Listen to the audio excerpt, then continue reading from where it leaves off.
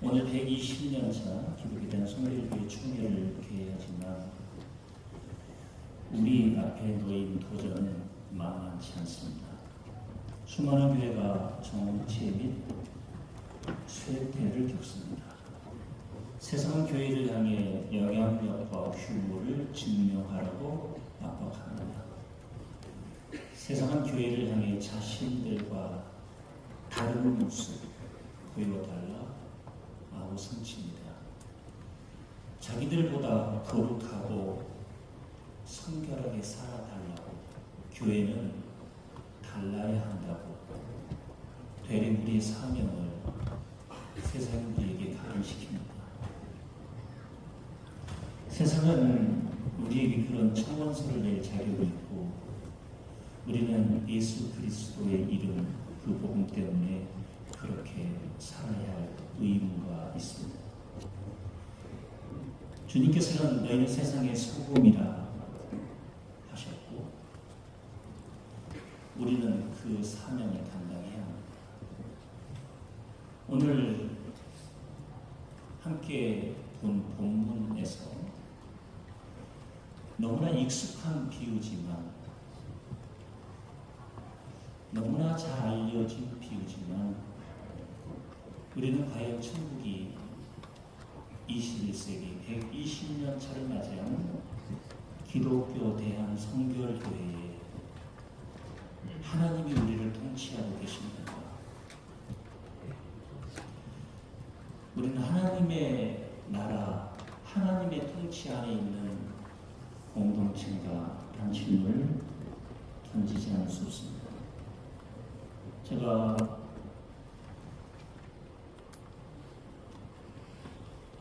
초등학생 때 교회를 다닐 때 저에게 천국은 천당뿐이었습니다. 죽으면 들어갈 하나님의 나라, 그런 신학을 공부하면서 예수님의 비유를 보면서 죽어서 들어갈 하나님의 나라 그리고 이 땅에서 하나님의 통치를 받아야 할 하나님의 나라. 요한복음의 저자는 그런 의미에서 두 동사 중 들어간다 천국의 하나님의 나라. 보다 보여줘야 하고 보여져야 하는 현재화된 천국에 대한 강조점을 더 크게 둡니다. 오늘 마태복음 13장 31절은 또 비유를 들어 이르시되 천국은 마치 사람이 자기 밭에 갖다 심은 겨자씨 한 알 같으니 32절은 모든 씨보다 작은 것이 로되 자란 후에는 풀보다 커서 나무가 되며 공중에 새들이 와서 그 가지에 깃들이 듭니다. 제가 신학대학에 입학했을 때 이 비유는 시작은 미약하였으나 끝은 창대하리라는 식의 양적 성장주의를 기반으로 한 해석들을 배웠습니다. 거대 교단을 만들고 세상에 막강한 영향력을 행사하는 것, 그것이 천국의 본질이라고 배웠습니다. 거대한 교회가 세워지는 것, 원한다고 되는 것도 아니고 거부한다고 안 되는 것도 아니고 메가처치가 나온다는 것 역시 하나님의 섭리 안에 있다고 믿습니다. 단 지식의 관광기에서 신학은 9년 정도로 봅니다. 9년 정도가 지나면 신학의 50% 정도는 대체해야 한다는 게 보편적인 관점인데요. 중동의 문화적 배경을 탁월하게 밝혀낸 세계적인 성서학자 케네스 베일리는 그의 저서에서 이 비유가 가진 진짜 의미를 제가 학부 때 배웠던 것과 다르게 해석했습니다. 예수님 당시 유대인들이 고대하던 하나님의 나라는 어떤 모습이었을까요? 그들이 구약 에스겔에서 17장에 나온 아름답고 거대한 백향목 같은 나라를 기대했습니다. 그래서 그 강력한 힘이 로마로부터 이스라엘이 독립해주는 통치의 개념으로서의 하나님의 나라를 이해했을 텐데요. 이 백향목을 한번 볼까요? 왜 예수님은 천국은 마치 아름답고 거대한 백향목과 같으니라고 하지 않으셨을까요?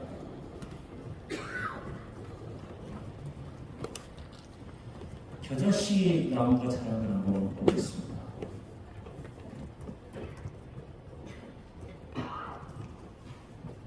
저게 나무인지 풀인지 초라하기 이를 데 없습니다.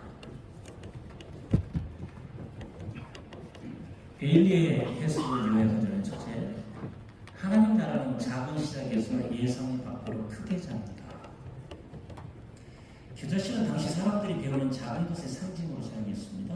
물론 겨자씨보다 더 작은 씨가 있지만 가장 작은 것의 상징으로 사용했습니다. 예수님의 하나님 나라 운동은 미약하기 시작했지만 결국 큰 영향력을 가지게 된다는 의미입니다. 거대함이 아닌 영향력입니다. 영향력과 거대함은 다릅니다. 두 번째, 그러나 핵심은 단순한 성장이 아니라 파격성이다 라고 베일리는 얘기합니다. 겨자풀이 당시 농경사에서는 정원에 심는 품 있는 나무가 아니었습니다. 빠르게 퍼지는 잡초성 식물에 가까웠다는 점을 강조했고, 하나님 나라는 사람들이 기대하는 질서 정연하고 위험 있는 제국 즉 왕국이 아니라 예상 밖의 방식으로 퍼져나가는 하나님의 나라의 성장성입니다. 새들이 깃든다고 했습니다. 큰 나무에 새들이 깃드는 표현은 구약에서는 제국이나 하나님의 통치의 보편성을 상징했습니다. 베일리는 하나님의 나라가 다양한 사람들을 품는 공동체라는 의미로 해석했습니다.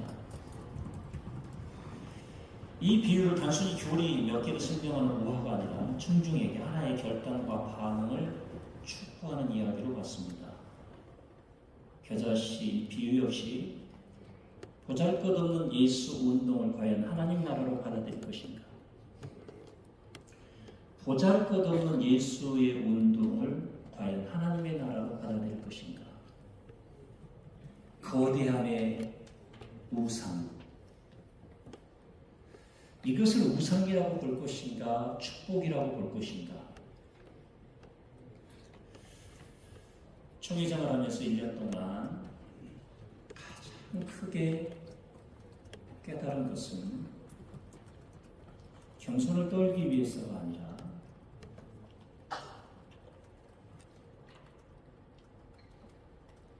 모든 지역의 모든 교회의 목사님과 장로님들이 묵묵하게 그 사명을 감당해내는, 때로는 자리를 지키시는가 하나만으로도 얼마나 귀하게 느껴졌는지 모릅니다.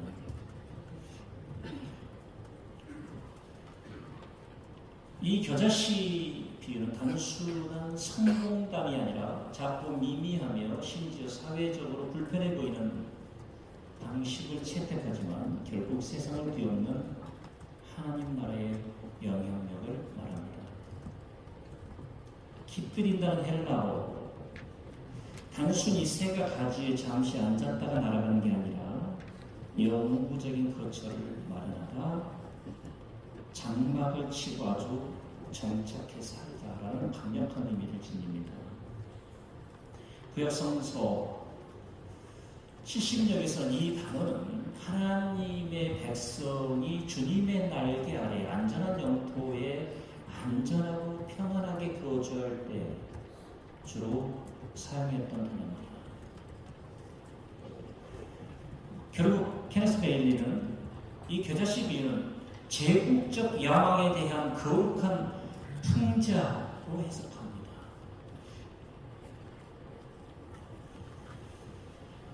29년 전 로고스 교회는 존재하지 않았습니다.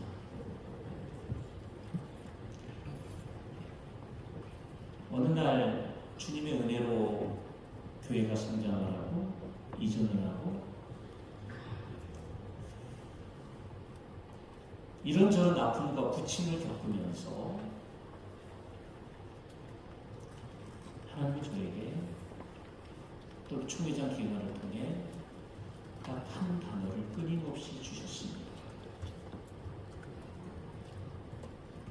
그것은 연대란 단어입니다. 작은 교회와 큰 교회, 로고스 교회의 성장은 사실은 지방 교회의 빚집입니다. 한 교회에서는 세상 말로 하자면 초엘리트급 인물이 다 성경에 와서 장로님도 됐고 성경입니다. 지방에 있는 한 친구가 성공합니다. 다 올라가더라. 그러면서도 교회를 지키는 정말 신자 몇 명 안 되는 섬과 시골 교회를 비면서 이게 누구 한 사람의 능력이 아니라 이건 구조적인 모습이구나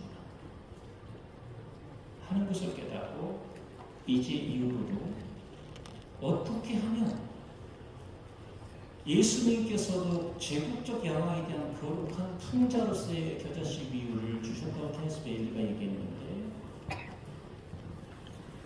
우리는 타인을 짓밟는 그 어떤 것도 그 밑에서 살 수 없는 거대한 백향목 제국이 아니라 나고 겸손하기 시작하지만 결국엔 진정한 안식을 주는 겨자씨 나무 같은 기독교에 대한 성결교회와 목회가 되면 어쩔까? 케네스 베일리는 이방인을 포함한 만국의 수용과 환대의 유대 문화의 겨자나무가 자라나 공중의 새들이 장막을 친다.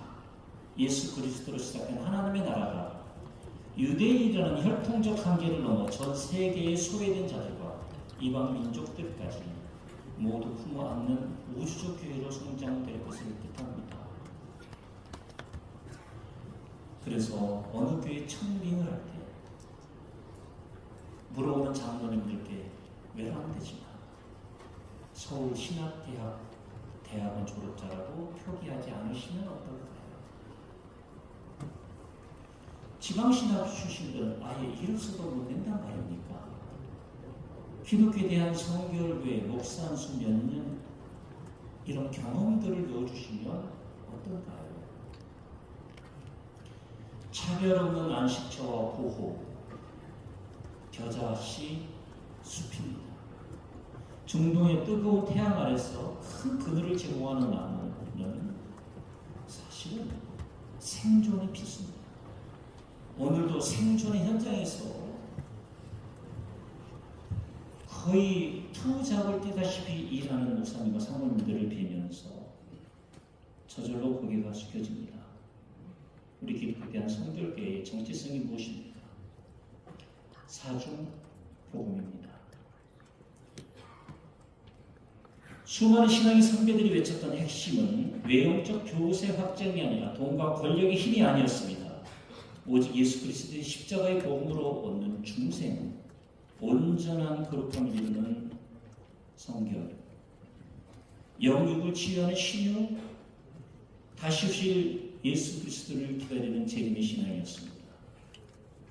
사중복음의 눈으로 볼 때 우리 기독교에 대한 성결교는 120년 전에 마치 겨자씨 하나였습니다. 우리는 이 사명을 가지고 어떤 거대함의 우상을 넘어 성결의 연대로 갈 것이냐, 이 120년차 총회가 우리가 함께 머리를 맞대고 중생 성결 신유 재림의 신앙 안에 소모적인 논쟁과 다름을 존중하지 않는 파괴적인 아픔들을 벗겨내고 한국 성결교회 개척자 무명의 전도부인들, 성결교회 초기의 역사, 동양성교회와 복음 전도관으로 시작된 우리 교단, 다른 거대 교단에 비해 거대 선교사님들이 움직였던 교단에 비해 정말 보잘것없었습니다. 그들은 가방에 성경책 한 권과 교자식 같은 복음의 메시지 들고 이 마을 저 마을 걸어 들어갔습니다.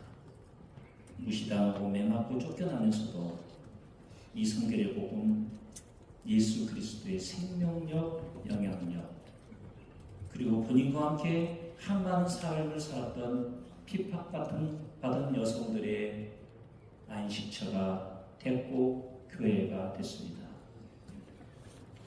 심긴 후에는 자라서 모든 나물보다 커지며 큰 가지를 내니 공중의 새들이 그 그늘에 깃들일 만큼 되느니라. 구약적 배경을 케네스 베일리는 날카롭게 지적합니다. 성경에서 공중의 새들은 종종 이방 민족들이나 소외되고 상처받은 자들을 상징합니다. 자라난 겨자 덤불이 새들에게 그늘을 제공한다는 것, 교회가 세상의 권력을 쥐고 군림하는 백향목이 아니라는 점을 분명히 합니다. 한국 사회 갈등과 분열, 영적인 갈급함, 그 영혼들의 쉴고 그들에게 숲을 제공하는 기독교에 대한 성결교회, 그것을 고민하고 함께하는 거룩한 공동체로서의 120년차 총회가 되기를 바라는 마음으로 우리 성결의 복음의 영향력이 더 필요한 이 시대에 그렇게 무장되길 바라는 마음으로 이 말씀을 전했습니다. 기도하겠습니다. 하나님, 홀로 영광 거두시옵소서. 홀로 높이 여김을 받으시고 우리 기독교에 대한 성결교회가 거대함의 우상을 넘어 성결의 연대로 함께할 수 있는 교회로 세워주시옵소서. 예수 그리스도 이름으로 기도합니다. 아멘.